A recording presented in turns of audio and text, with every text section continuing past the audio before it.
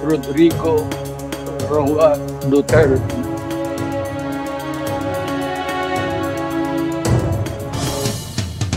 Ibinasura ng pre-trial chamber ng International Criminal Court ang hiling na interim release ni dating Pangulong Rodrigo Duterte.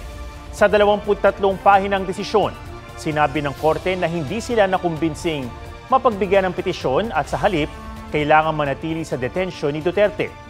Kabilang sa mga ipinunto ng pre-trial chamber ay ang pagkwestiyon ni Duterte sa pagdakip at pagpiit niya sa kanya na tinatawag ng dating Pangulo na pure and simple kidnapping. Gayon din ang ilang ulit na pagbanggit ni Vice President Sara Duterte sa ideya na itakas ang ama mula sa detention center.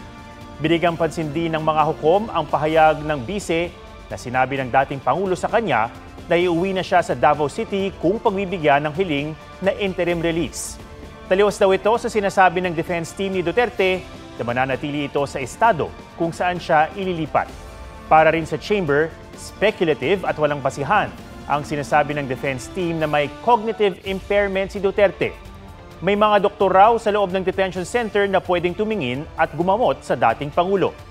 Ayon sa defense lawyer ni Duterte na si Nicholas Kaufman, erroneous o mali ang desisyon ng pre-trial chamber.